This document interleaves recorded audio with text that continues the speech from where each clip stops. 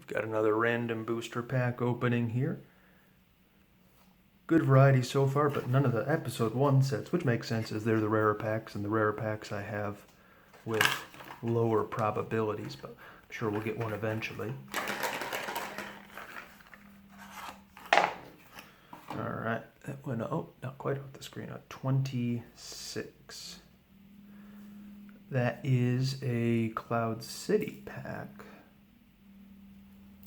So when you open a Cloud City pack, you're looking for Han, Leia, Lando, either Lando, Boba Fett, Slave 1. There's a couple other good cards too, like Luke's Blaster, Boba's Blaster. Mandalorian Armor's neat, even though I don't really play it.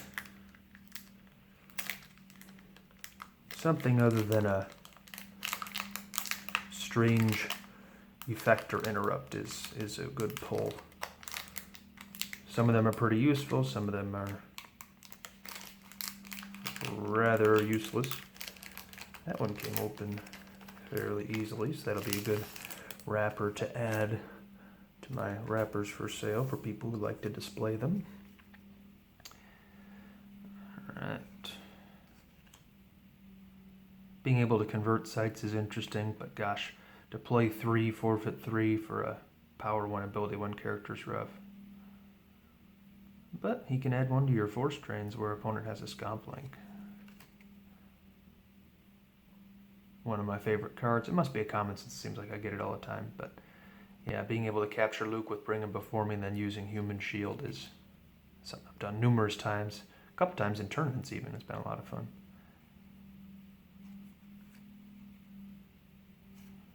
Being able to retrieve droids is neat.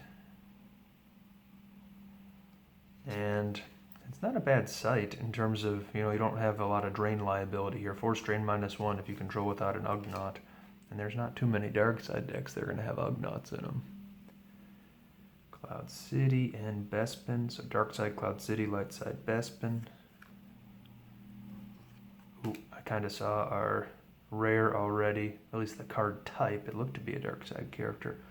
Weather Vanes are neat. I'm trying to make a Cloud City deck with this version of it where, you know, a character goes on the Weather Vane and you put them right back the next turn. It's kind of hard to, it takes a lot of cards to work, but it's interesting.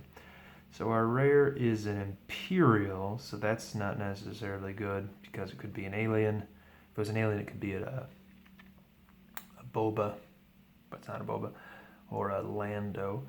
So this is either, there's Chief Retwin here. Let's check the forfeit. 3/4.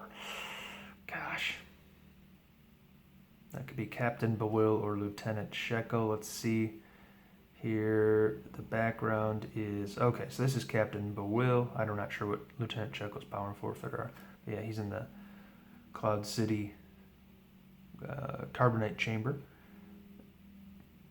Being able to restrict your, so I think all this stuff is restricting your opponent's movement throughout Cloud City, which is pretty interesting, but, I mean, he's power 2, ability 2 character, Destiny 3, so he's not too bad, but, yeah, Laser Gate, Heart of the Chasm, Rite of Passage. I'm not sure how useful those cards are, but if your opponent plans to move around Cloud City a lot, it can really ruin their day. So things like, I have to wonder if any of those cancel Path of Least Resistance or make it harder for that to work.